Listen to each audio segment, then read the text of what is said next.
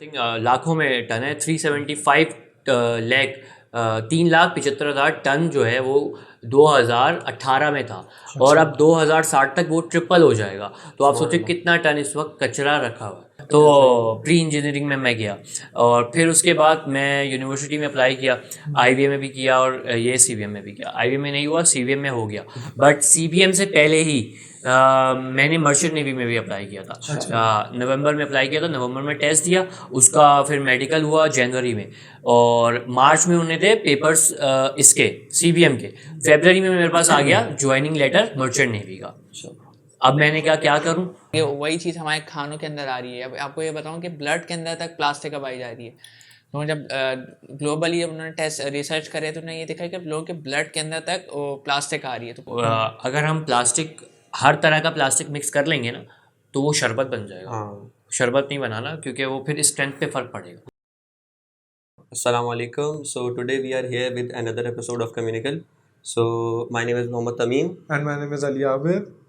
And today we have Mr. Shahryar and Mr. Abdullah. Mr. Shahryar and Mr. Abdullah are working on a startup and they have a company. They are working with their team as sustainable builders.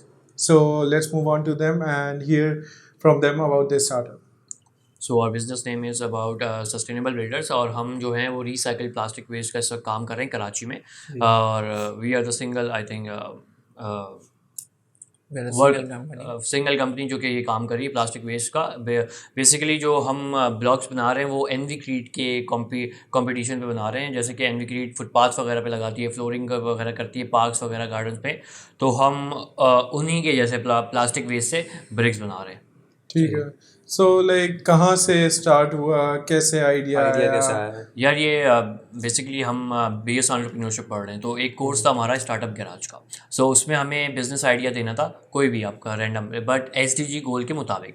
तो हमारे पास random ideas थे, wax का था और बहुत सारे ideas थे, but वो एक नहीं मिल रहा था, हुक नहीं मिल रहा था आइडिया। तो वो हुक के लिए हम लोगों ने वर्किंग की, मिड्स आ गए, मिड्स में भी नहीं आया आइडिया। अब हमारे जो सर थे, सर मुनीर, उन्होंने कहा भाई आइडिया तो देना है वरना तो पास नहीं होगे। सो एक दिन हम बीच पे ही थे, तो वहाँ पे हमने देखा कि जो गार्बेज है, कचरा है, वो बहुत रखा हुआ है, बट वो एक जगह समेटा हुआ है। तो वहाँ पे जो वेस्ट मैनेजमेंट थी उनसे हमने पूछा कि भाई ये आपने एक जगह रखा हुआ क्यों? उन्होंने कहा ये हमने जलाना है, जमा कर दिया, अभी अब जलाना है। तो मैंने कहा ये आप ख़त्म नहीं कर सकते। बोला ये ख़त्म होता ही नहीं, प्लास्टिक के पॉलीथीन का तो ख़त्म होगा नहीं, या तो ये मैरीन में सी में चला जाएगा या तो ये जलेगा। अब जलेगा तो एक तो गैस निकलेगी। तो मैंने फिर हम मेरे साथ दो दोस्त और भी हैं, जैन रज़ा और नबील अहमद, हम 4 को फाउंडर्स। तो हमने उस पर वर्किंग की, वेस्ट मैनेजमेंट पे, बेसिकली सॉलिड वेस्ट मैनेजमेंट पे वर्किंग की। आपको पता है वैसे ही कराची और पाकिस्तान में कितना वेस्ट है, आई थिंक लाखों में टन है। 375 लाख 3,75,000 टन जो है वो 2018 में था और अब 2060 तक वो ट्रिपल हो जाएगा। तो आप सोचिए कितना टन इस वक्त कचरा रखा हुआ है। बिल्कुल, और रखा हुआ है, बिल्कुल रखा हुआ है, क्योंकि वो जल नहीं सकता और ख़त्म नहीं हो सकता। ठीक है, तो अब जब ख़त्म नहीं हो सकता तो उसको यूज़ करना पड़ेगा। अब यूज़ कैसे करेंगे हम उसको? इसने जो अब्दुल्ला लिए, इसने ये ज़ाहिर है वर्किंग की हम सब ने। एक हफ़्ते के बाद जब हम दोबारा की इस क्लास में आए तो हमारे पास आइडिया था सॉलिड, इसी का सॉलिड, ये ब्रिक्स का था। तो हमने सर को पिच किया और जब सर को पिच किया तो सर को भी अच्छा लगा, तो हमने वो आइडिया दे दिया। बट वो एक आइडिया था, वो जस्ट असाइनमेंट के तौर पर हमने दिया था।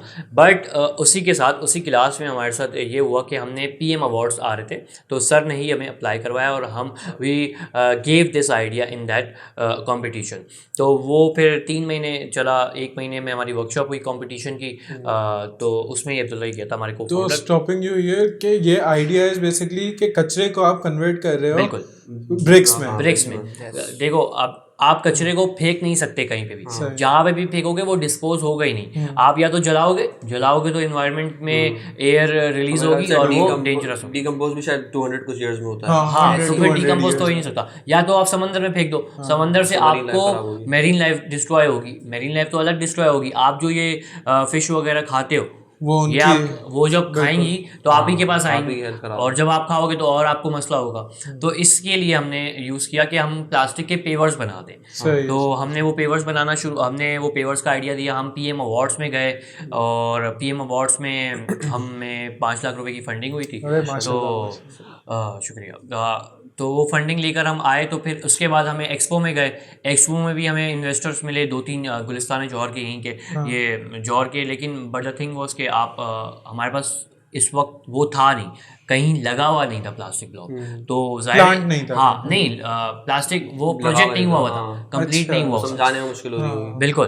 तो अब उस प्रोजेक्ट के लिए हमने, हमारे जो मेंटोर हैं जिन्होंने हमें बहुत पुश किया है, ये स्प्रिंग जो लास्ट स्प्रिंग था उसमें बहुत उन्होंने पुश किया, जिनकी वजह से ही ये प्लास्टिक ब्लॉक बना है। क्योंकि हमने तो आइडिया था तो आइडिया छोड़ दिया था हमने, बट ही सेड कि नहीं प्लास्टिक को बनाओ, मोल्ड बनाओ और ये करो। तो उसमें भी 4 महीने लगे थे। सो थिंक के वो चला गया, वो वक्त भी गुजर गया, और फिर ब्लॉक भी सैंपल बन गए। सैंपल जैसे बने तो जैसे मैंने बताया प्रोजेक्ट आपको चाहिए था, तो उस प्रोजेक्ट को हम अपनी ही यूनिवर्सिटी में लेके गए, CVM में। एक वहाँ के ब्रिगेडियर साहब हैं, उनके पास इंफ्रास्ट्रक्चर को देखते हैं वो, उनके पास लेके गए। उन्होंने अप्रूवल दे दी, अराउंड अगस्त में दे दिया था अप्रूवल। तो फिर अब अप्रूवल तो मिल गया था, लेकिन हमारा मोल्ड रेडी नहीं था। जो मोल्ड जिससे जो सांचा होता है परफेक्ट वाला, ऑटोमेटिक मशीन वाला, वो शेप देगा जो। बिल्कुल, तो वो रेडी नहीं था। तो उसको अब रेडी करने के लिए हमें वेंडर ढूंढना था। जब हमने वेंडर ढूंढा तो इट टुक 1 मंथ के सर्च करने में मिल गया। बट जब वो मिला, उससे बात की, मैंने आपको बताया कि ही डाइड, वो उनका इंतकाल हो गया क्योंकि वो कुछ लंग्स वगैरह की बीमारी से गुजर रहे थे। तो ही डाइड। फिर उसके कुछ टाइम के बाद हमें दूसरा वेंडर मिला, फिर हमने उनके साथ वर्किंग की। ही टुक 3 मंथ्स। तो अभी हमें जनवरी में लास्ट वीक में ही डिलीवर हुआ है मोल्ड। तो हमने वो सैम्पलिंग, जो सैंपल एक निकलता है वो हमने दिखा दिया अपनी यूनिवर्सिटी को, री अप्रूवल भी ले लिया है।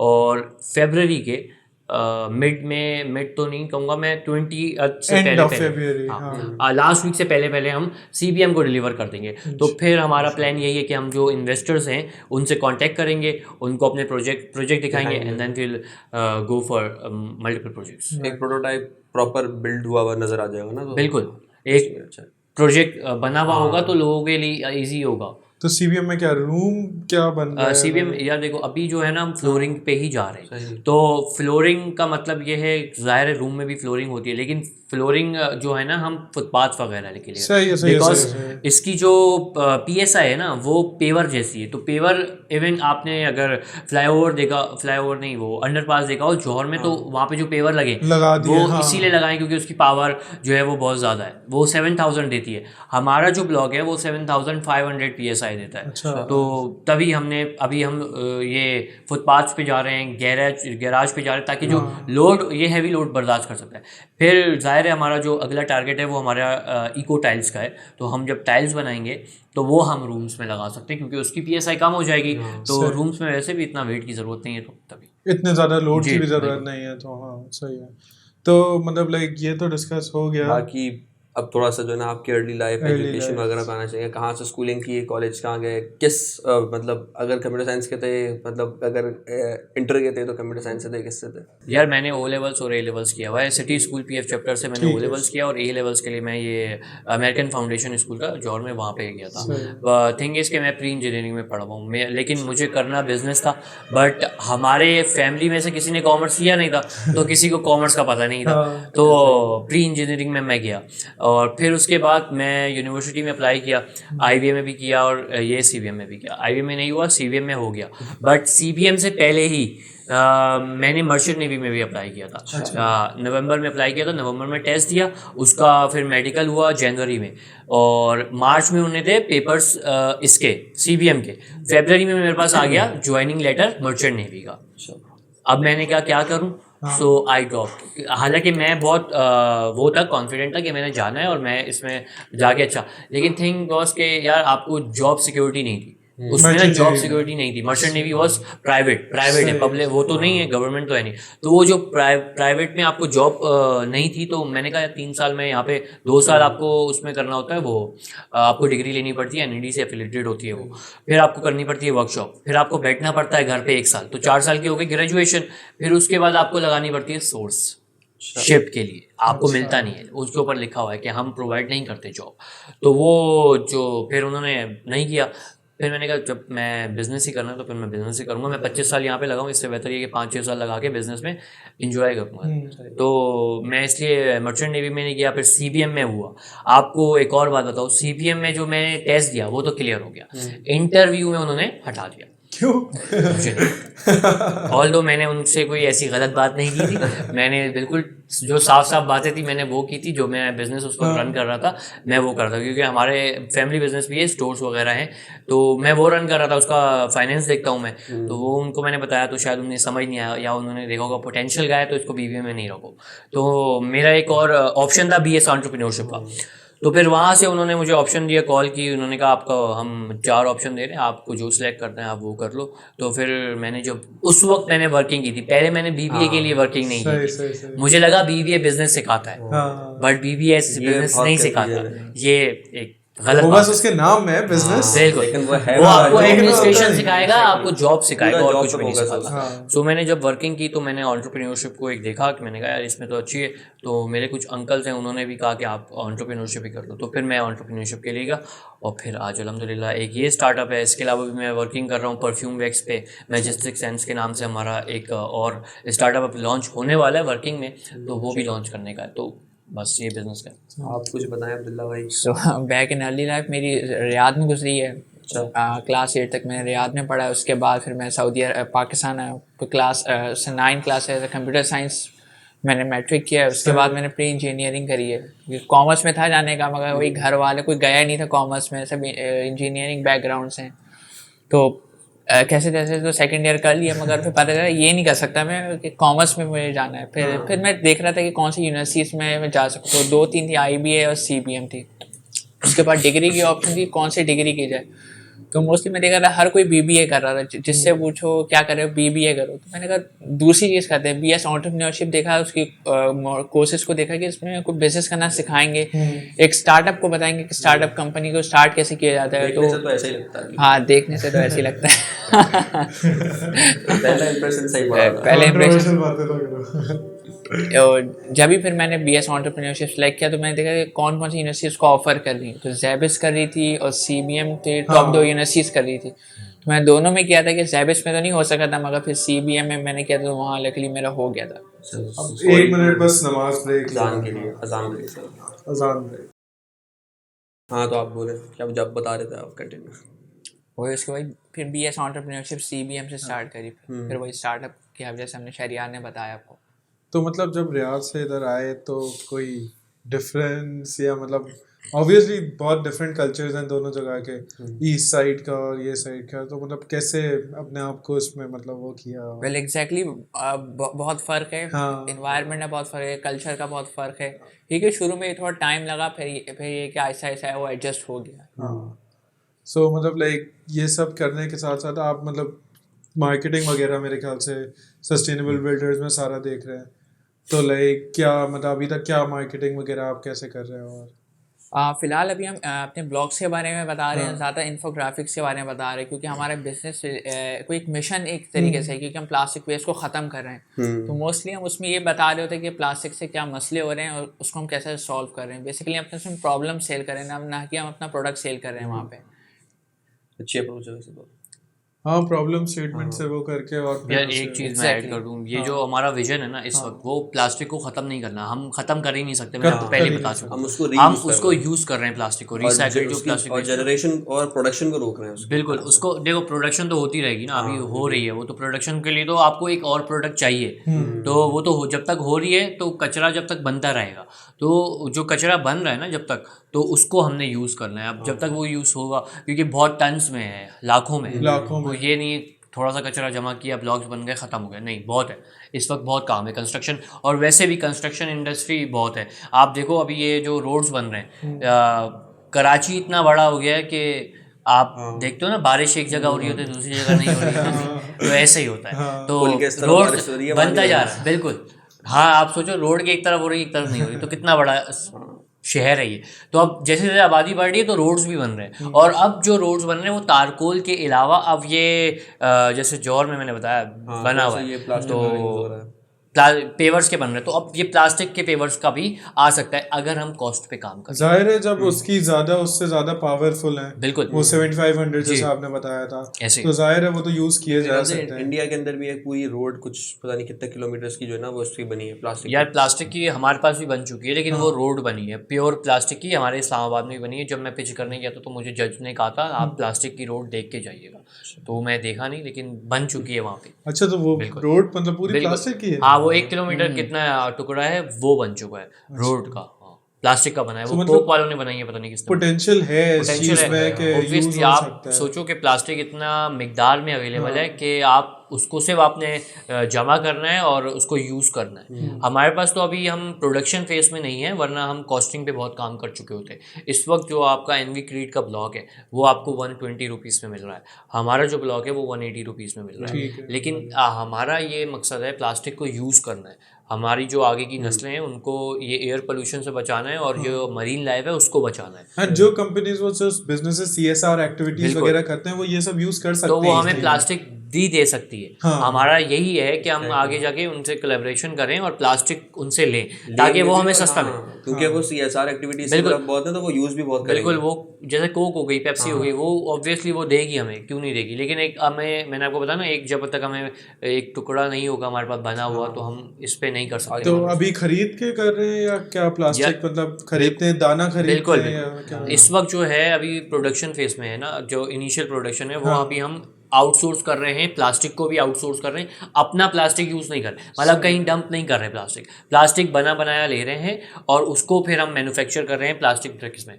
तो वो भी एक फैक्ट्री है जहाँ पे हम मैन्युफैक्चर कर रहे हैं, मलीर में ही है वो। मतलब आप सिर्फ उसको मेल्ट करके शेप दे दो। बिल्कुल शेप देना होता है, वो मशीन पे लगता है, मोल्ड हम यूज़ कर रहे हैं उसका। हाँ, दाना, अब दाने की भी बहुत सारी होती है, किस्में होती हैं। हाँ, बिल्कुल। हाँ। जो हम यूज़ कर रहे हैं वो ABS टाइप यूज़ कर रहे हैं। सही है, सही है, सही है। तो मतलब ये स्टार्टअप कर रहे हैं और ऑब्वियसली इसके लिए भी आना जाना रहता होगा, एंड लाइक यूनिवर्सिटी भी साथ में, आपने बताया आप वैक्स का भी कर रहे हो, तो मतलब हाँ किस तरीके से ये सब मैनेज कर रहे हैं? मतलब यार ये अब जाहिर है बिजनेस तो करना है तो मैनेज तो करना पड़ेगा। अब सुबह यूनिवर्सिटी होती है तो शाम में ही काम होता है, तो जैसे ही मैं जब घर जाता हूँ, क्योंकि मैन्युफैक्चरिंग मेरे पास है तो मैंने ही देखनी होती है। हमारे जो 3 और जो को फाउंडर्स हैं, जैसे अब्दुल्ला है, अब्दुल्ला जो है वो डिजिटल मार्केटिंग देख लेता है, इंस्टाग्राम, फेसबुक, सोशल नेटवर्किंग की साइट्स देखता है। जो जैन रज़ा है वो नेटवर्क मार्केटिंग देखता है, वो नेटवर्किंग के लिए कर लिया, जैसे कम्युनिकेशन के लिए कर लिया।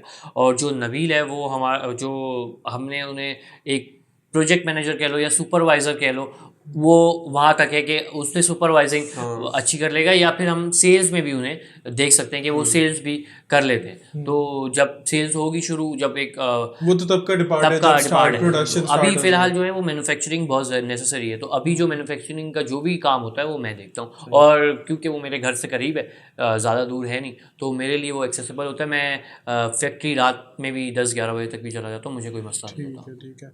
सो मतलब लाइक यूनिवर्सिटी में कोई इशू नहीं होता, मतलब पढ़ाई वो तो नहीं होती पेपर्स वगैरह के दौरान भी? तो नहीं यार, अभी तक तो कोई मसला नहीं हुआ है एज सच, क्योंकि हमारा, मैंने आपको बताया ना, काम होता ही ये मगरिब के बाद ही होता है फैक्ट्रीज में काम, क्योंकि आजकल जो लाइट्स है ना उसका बड़ा इशू है, और वहाँ पे रात में ही लाइट आती है, तो तभी वो फिर रात में ही काम। हम तो ये कम्युनिकेशन कर रहे हैं अभी, तो इसी पे काम कर रहे हैं और अच्छा खासा फर्क पड़ रहा है क्योंकि यहाँ आना होता है, फिर वो आपका काम भी तो मतलब एडिटिंग वगैरह का है, ये है ना, ज़्यादा काम है ना।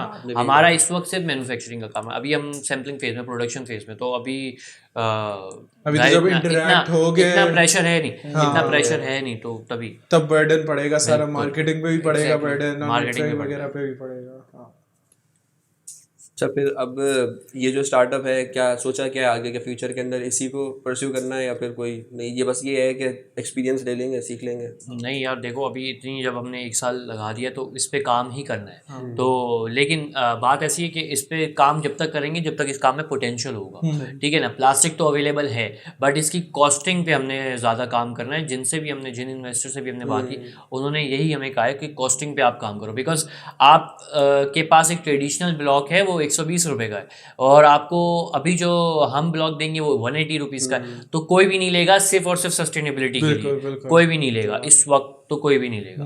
ठीक है, ज़्यादा से ज़्यादा CBM ले लेगी, यूनिवर्सिटी वगैरह ले लेगी, लेकिन हमें तो चाहिए बहुत बड़े ऑर्डर्स, ताकि हम एक प्रोडक्शन की तरफ जाएं। एक जाहिर है काम को बढ़ाने के लिए तो हमें सिर्फ सस्टेनेबिलिटी तो नहीं चाहिए ना, हाँ। हमें प्रॉफिट भी चाहिए, पैसे भी चाहिए ना, पैसे भी कमाने। तो जाहिर है वो पैसे कमाने के लिए प्रोडक्शन करनी पड़ेगी, और उसके लिए हमें कॉस्ट कम करनी पड़ेगी। तो हम कोशिश यही करेंगे कि जैसे ही ये पहला ऑर्डर निकले तो हम अपना मटेरियल परचेज़ करें और अपना दाना बनाएं और अपनी प्रोडक्शन स्टार्ट कर दें, ताकि उससे हमें कॉस्टिंग बहुत कम हो जाएगी, क्योंकि दाना आपको जो है ना वो बहुत महंगा पड़ता है। तो इस वक्त प्रोडक्शन के लिए हम सिर्फ दाना यूज़ कर रहे हैं। वैसे हमारा जो फ्यूचर में यूज़ करना है वो प्लास्टिक बॉटल्स को जमा करके रिसाइकिल करके उसको रिसाइकल करेंगे, फिर करेंगे यही काम। मैं पूछने वाला था। सिर्फ प्लास्टिक बॉटल्स हैं या कोई बिल्कुल, क्या? देखो अगर हम प्लास्टिक, हर तरह का प्लास्टिक मिक्स कर लेंगे ना, तो वो शरबत बन जाएगा। हाँ शरबत नहीं बनाना, क्योंकि वो फिर स्ट्रेंथ पे फ़र्क पड़ेगा। 7500 पिस्कल PSI जब ही आ रहे हैं जब वो एक तरह का दाना तरह है, का है। तो एक तरह का दाना हमें बॉटल के कैप से मिल जाएगा। अच्छा। ठीक है, तो वो जो कैप्स या बॉटल्स पूरी जब यूज़ करेंगे, तो कहने का मतलब ये कि आप शॉपर भी लगा दो और प्लास्टिक भी जमा कर दो, तो प्लास्टिक की कुछ और चीज़ कुछ और बात होती है, प्लास्टिक के शॉपर की, बैग की, और आपका जो उसकी क्या कहते हैं बॉटल की बात होगी वो कुछ और, मटेरियल अलग, मटेरियल की बात हार्डनेस होगी ना, अलग उसकी, हार्डनेस और वो सब अलग। स्ट्रेंथ की बात की होगी ना, तो स्ट्रेंथ हमें एक करनी है, तो हम इसलिए बॉटल्स पे फोकस करेंगे, क्योंकि वो हार्ड प्लास्टिक होता बॉटल्स की आगे सबसे ज्यादा स्ट्रेंथ होती है बिल्कुल। इस चीज़ में। हाँ, तो मतलब लाइक वैसे लोग बोलेंगे नहीं कि मतलब लाइक आप प्लास्टिक भी तो जला के ही बना रहे हो बिल्कुल। सिर्फ। ये भी है। आया होगा, ये क्वेश्चन हो तो आई चुका है, होगी, ये क्वेश्चन हाँ। ऑलरेडी हो चुका है, बट इसका आंसर बड़ा सिंपल है। देखो, हम जाहिर है एक प्रोडक्शन करेंगे, एक एरिया में करेंगे जहाँ पे आबादी ना हो, ठीक है, तो एक तो जो सराउंडिंग्स होंगी वो सेव रहेंगी, वहाँ पे आबादी होगी नहीं, जाहिर है जब लोग नहीं रहते उनको में, लेकिन एयर में तो जाएगा, एयर की क्वालिटी ख़राब हो जाएगी, तो उसके लिए हम कर देंगे प्लांटेशन। तो जब प्लांटेशन आ जाएगी तो वो carbon monoxide I think release होती है ना, तो वहाँ से ऑक्साइड रिलीज हो जाएगी, ऑक्सीजन, तो बैलेंस कर देगी, मसला नहीं होगा, फ्रेश एयर आ जाएगी तो इतना मसला नहीं होगा। अच्छा, एक और क्वेश्चन ये था कि अब जाहिर है पाकिस्तान के अंदर लोगों को इतनी जल्दी चीज़ों की नहीं समझ आती, मार्केटिंग वगैरह बहुत करनी पड़ती है, लेकिन उसमें भी जो है ना बहुत स्लो प्रोसेसिंग चलती है पाकिस्तान के अंदर। तो लोगों में ये अडेप्टेबिलिटी किस तरह लाओगे, समझाओगे किस तरह प्लास्टिक पे जाओ पत्थर की जगह? उसके लिए सबसे पहले ये कि अवेयरनेस कैंपेन हमें करनी पड़ेगी, ये कि लोगों को बताना पड़ेगा कि प्लास्टिक के कितने नुकसानात हैं, क्योंकि यहाँ लोगों को भी इतना पता नहीं है कि वाकई प्लास्टिक से भी हमें कुछ नुकसान हो सकता Exactly. है। लोग वही उस प्लास्टिक में वो गर्म चीज़ें भी रख रहे हैं, ठंडी चीज़ें भी रख रहे हैं, उन्हें ये नहीं पता कि उससे नुकसान हमें कितना हो रहा है, कि वही चीज़ हमारे खानों के अंदर आ रही है। अब आपको ये बताऊँ कि ब्लड के अंदर तक प्लास्टिक अब आई जा रही है। तो जब ग्लोबली जब उन्होंने टेस्ट रिसर्च करे तो उन्होंने ये देखा कि लोगों के ब्लड के अंदर तक वो प्लास्टिक आ रही है, तो प्लास्टिक इतनी बड़ी मुश्किल बन सकती है हमारे इसलिए। तो ये सबसे पहले है कि इसके लिए अवेयरनेस कैंपेन करनी पड़ेगी, उसके लिए गवर्नमेंट को भी बड़ा सपोर्ट करना पड़ेगा इस लिहाज से कि उनको भी अवेयरनेस कैंपेन कहीं इवेंट्स कराने पड़ेंगे कि प्लास्टिक हमारे लिए कितने नुकसानदेह, ये कि फिर लोगों को पता चलेगा। और simple thing could be ban लगा दें, हाँ, कुछ चीजों पे लग सकती है बैन, ये जैसे तो पाकिस्तान में तो वैसे ही होता है, जो समझ नहीं आता बैन रोटी वगैरह की दुकान पे लगा दें बैन, वो गरम रोटी आ रही है हाँ, प्लास्टिक में, ये भी होता है, लेकिन फिर दोबारा से वो प्लास्टिक खुल जाता है। अभी बीच में भी अभी हुआ बीच था, में वो तो हुआ था, कागज का पॉलीथीन पेपर बैग्स। शुरू हो गया था या कपड़े शुरू हो हाँ, गए, ऐसी था। बट इतना कोई फायदा अब वो नहीं। नया उन्होंने निकाल दिया, ये थैली है, ये घुल जाती है, बस ये चला लो। बस यहाँ पे कॉस्ट इफेक्टिव चाहिए। वो ऐसा कपड़े पे भी जा रहे थे तो दुकान वाला कह रहा है अगर उसको 20 कपड़े वाला का पैसा चाहिए है, हाँ, 20 का 20 रुपए शॉपर है। 30 रुपए, और इनके कौन से 20-30 रुपए थैली लगा के चलो, वो पता नहीं है ना भी कि उससे हमारे नुकसान हमें कितना हो रहा है, और आगे चल के हमें और कितना हो, जो आगे नस्लें आ रही हैं उनको सबसे बड़ा नुकसान होने वाला है। तो ये क्या अवेयरनेस हमें फैलानी पड़ेगी, लोगों को एजुकेट करना पड़ेगा कि प्लास्टिक हमारे लिए कितने नुकसानदेह है, जब इस पर अडेप्टेबिलिटी आ जाएगी। योग के इसके जरिए कुछ एटलीस्ट लोगों को ये तो पता चले कि कितना नुकसानदेह है। हाँ, इसके अलावा क्या मतलब एज अ टीम वर्क करते वक्त एंटरप्रेन्योर्स हो, ठीक है, एंटरप्रेन्योरशिप पढ़ रहे हो, टीम वर्क करते हुए क्या चैलेंजेस फेस हुए, प्रॉब्ली टीम के अंदर आपस में कोई मसले या कुछ? यार टीम तो हमारी ऐसी है कि आप हमारे हर बंदे के ना डिपार्टमेंट अलग है, और हर बंदे की एक स्पेशलिटी है, जैसे जैन की मार्केटिंग है, इसकी डिजिटल मार्केटिंग है, उसकी सेल्स है। नवील ऑलरेडी काम कर रहा है एक जगह, वो सेल्स का ही काम करता है, तो उन्हें हमने इसलिए सेल्स दिया है। मैं मैनेजिंग में अच्छा हूँ तभी मैंने CEO बना हूँ, और मैन्युफैक्चरिंग में तो मेरे रिसोर्सेज थे तभी मैंने यूज़ किया, और एज अ CEO मैं जो है वो उन कंपनी को पूरा लीड कर रहा हूँ। तो बिकॉज मेरे मैनेजरियल एक अच्छी स्किल थे। अब्दुल्ला अली जो है वो हमारे पास डिजिटल मार्केटिंग की अच्छी वो एक स्पेशलिटी है, तो वो ये लीड करते हैं। तो अभी तक तो कोई अल्हम्दुलिल्लाह ऐसा कोई मसला नहीं आया, बिकॉज हम सब अपने अपने डिपार्टमेंट में अपना अपना काम कर रहे हैं बस। जैसे कि अभी एक साल में मैन्युफैक्चरिंग में 75% काम मैन्युफैक्चरिंग का था, तो वो मैंने किया। I can't blame on them कि भाई तुम काम नहीं कर रहे, मैं कैसे करूँगा, क्योंकि मैंने एक चीज़ मैन्युफैक्चरिंग की ली हुई है, एक काम मैं CEO की तरह कर रहा हूँ, तो वो मैंने ही करना है, कोई और आके आपका काम नहीं करेगा। और यही रिस्पॉन्सिबिलिटी हर बंदे को समझनी चाहिए जब आप एक टीम में काम करोगे। हर बंदे को अपना अपना काम रिस्पॉन्सिबल होना चाहिए। लेकिन अगर रिस्पॉन्सिबल नहीं है तो जो उसका सबऑर्डिनेट है वो भी मदद कर सकता है। ऐसी बात नहीं है कि उसी ने करना है। ये मैं एडिटिंग में कट कर दूंगा। देखिए मसले तो हर जगह होते हैं, ये कि उसको एक दूसरे फेस की किस तरह करना है, क्या कहते हैं, ख्याल रखना चाहिए। मसले तो हर जगह होंगे, ये कि सब्र होना चाहिए कि ऐसे ऐसे हो जाती हैं चीज़ें। लड़ाइयाँ तो हर जगह होती हैं। तो मतलब लाइक फैमिली की तरफ से पूरा सपोर्ट था कि स्टार्टअप्स, वैसे ही आजकल हम बात कर रहे हैं तो यही एक माइंड में आता है कि स्टार्टअप कर रहा है, डूब जाएगा, पैसे डूब ठीक है, पैसा बस लगेगा, पैसा ज़ाया हो जाएगा, इतना टाइम लेगा, कुछ नहीं करेगा। तो उस पर फैमिलीज वगैरह सही तैयार थे यार? मेरी फैमिली का तो अपना एक फैमिली बिजनेस है, तो मेरा तो कोई मसला नहीं था, मैं तो फैमिली बिजनेस भी कर सकता था। बट अब्बू ने कहा आप कुछ और भी ट्राई करो, क्योंकि आप एंटरप्रेन्योरशिप पढ़ी है तो आप कुछ और। तो मीनवाइल फिर हमें एक स्टार्टअप मिला, यही सस्टेनेबल बिल्डर्स। और अभी एक और जो आइडिया है परफ्यूम वैक्स का, उस पर भी मैं काम करूँ, तो उससे भी मुझे कोई मना नहीं किया। उन्होंने कहा जैसे चलता है मतलब सपोर्ट है फैमिली की तरफ से। एग्जैक्टली। आपकी क्या सूरत हाल है? नहीं, सही सपोर्ट है। ये यही ट्राई, नई नई चीज़ें ट्राई करो, एक्सपेरिमेंट करो, वैसे कोई रोक टोक नहीं है। क्योंकि जब आप एंटरप्रेन्योरशिप पढ़ रहे होते तो आपके पास यही वाला वक्त होता है डिग्री के अंदर। आप BBA नहीं कर रहे कि आपके पास डिग्री के बाद आपको जॉब मिल जाएगी, और वो भी आजकल नहीं मिलती। तो स्टार्टअप अभी ही करना है, कुछ भी करना है। जैसे आपने सवाल किया ना, मैनेज कैसे करते हो भाई, सुबह यूनिवर्सिटी या शाम में काम, तो अभी ही करना है जो करना है, बाद में नहीं कर सकते। स्टार्टअप की अपॉर्चुनिटीज बाद में नहीं मिलेगी। बिल्कुल, जैसे अभी हमें मिली थी PM अवार्ड, 24 साल की उम्र होती है, अपॉर्चुनिटीज आपके पास बहुत बाद में तो फिर रिस्पॉन्सिबिलिटीज है, लाजमी पैसे तो देने। तो अभी जो पैसा आ रहा है आपके पास, अपॉर्चुनिटीज है, आप अवेल करो उसको और काम शुरू करो अपना। जैसे हम PM अवार्ड्स में गए थे, तो हम अब हर कंपटीशन में अप्लाई करते हैं ताकि एक लोगों को अवेयरनेस हो, प्रोडक्ट मिले। क्योंकि अब हमें उस तरीके की इन्वेस्टमेंट नहीं चाहिए, इन्वेस्टमेंट जितनी मिलनी थी मिल चुकी है। अब हमें सिर्फ एक अवेयरनेस क्रिएट करनी है अपने प्रोडक्ट के बारे में, ब्रांड इमेज बनानी है, ताकि अब हमारी सेल्स शुरू हो, नेटवर्किंग करनी है, ताकि अब हमारा रेवेन्यू जनरेट होना शुरू हो। तो वो हमें इन्वेस्टमेंट की जरूरत नहीं है। अल्हम्दुलिल्लाह इन्वेस्टमेंट तो हो चुकी है, काम शुरू हो चुका है, मोल्ड बन चुका है। तो मीनवाइल जैसे जैसे प्रॉफिट जनरेट होगा तो हम अपनी भी इन्वेस्टमेंट लगा। ये एक आइडिया आपका ऐसा है माशाल्लाह जो बहुत इनोवेटिव है, ऐसा है जो मार्केट में पहले वाकई कभी नहीं देखा, और जब भी इसको आपके टीचर्स ने खबर उन्हें बहुत सपोर्ट किया। तो इसके अंदर वो कुछ चीज़ें बताओ जो अगर कोई नया लड़का, ये नहीं कोई और बिजनेस करना चाहे, स्टार्टअप कर रहा हो, जो इनोवेटिव ही हो, ऐसा ही हो जो मार्केट में नया है, तो वो किस तरह उसको जो है ट्रेडमार्क करा ले, या वो करा ले कि वो आइडिया चोरी नहीं होगा। यार आइडिया आपके पास एक, आपका सिर्फ एक पॉइंट कुछ होता है जो आपका यूनिक सेलिंग पॉइंट होता है, बाकी आइडिया वही होता है। आप कुछ भी नया नहीं करते। आजकल पाकिस्तान में कुछ भी कोई नया नहीं कर रहा, तो आप अपनी ये इससे बहाना है कि भाई बिजनेस हुआ है, ये तो मैं नहीं करूँगा। आपको करना आना चाहिए, सिर्फ ये बात है, आपको करना आना चाहिए। बेचना आना चाहिए, आप बेच सकते हो कुछ भी।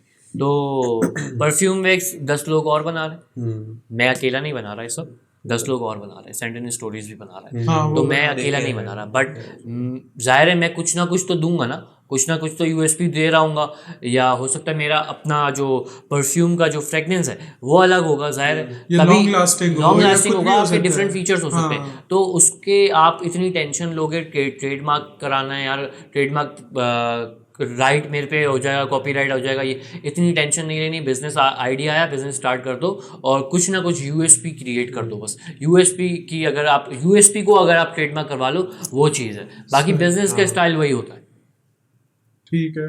ऑल्सो कि आप मतलब जो स्टार्टअप में आना चाह रहे हैं उनको क्या कोई एक मैसेज अगर देना चाहें?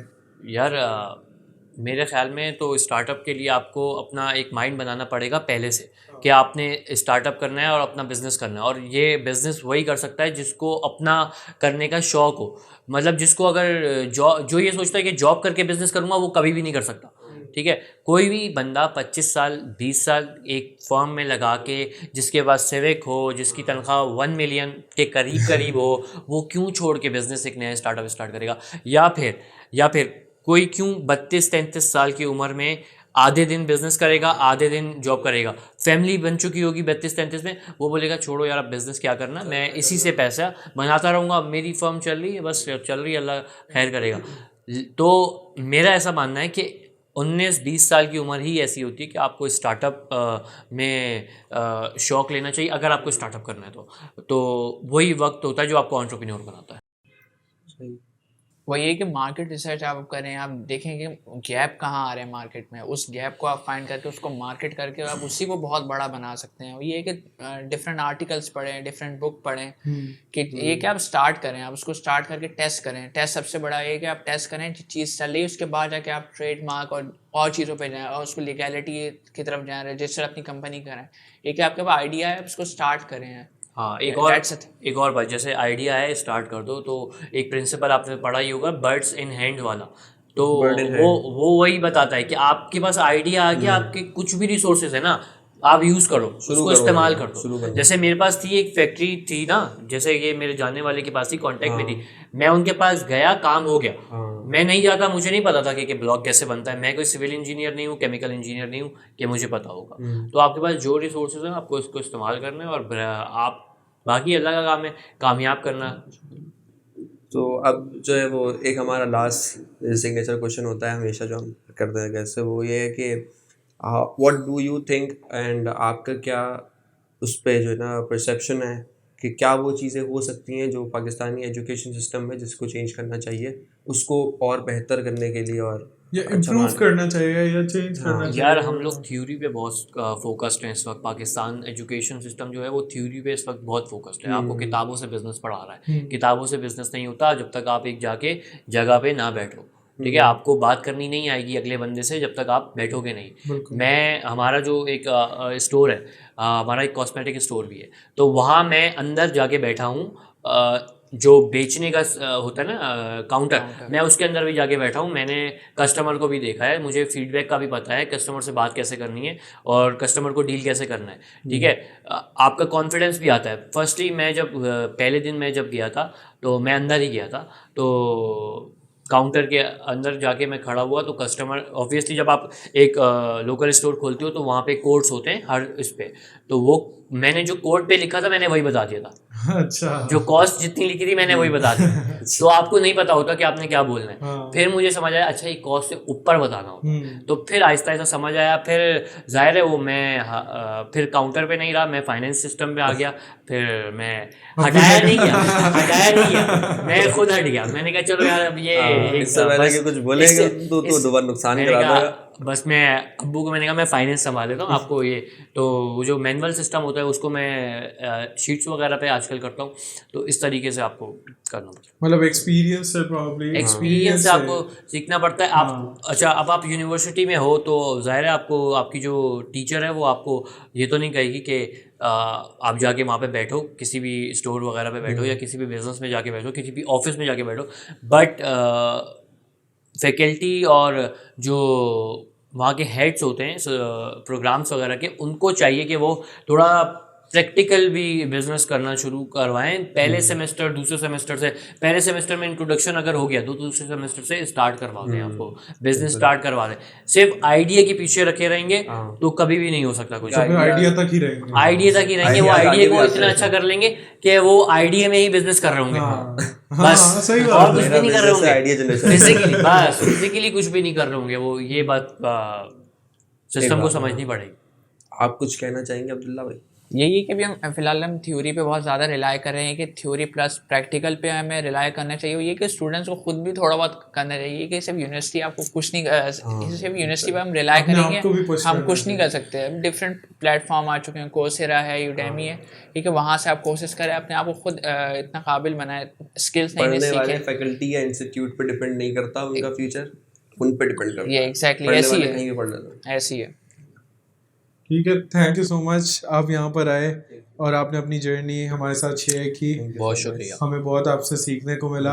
हमें भी आपके सवालों से सीखने को मिला, बिल्कुल। जिस पे हम वर्क करेंगे इंशाल्लाह। इंशाल्लाह अल्लाह करे आपका जल्दी से स्टार्ट हो जाए प्रोडक्शन प्रोसेस और बहुत अच्छे से ऑर्डर। बहुत शुक्रिया। Thank you so much Aamir. Thank you.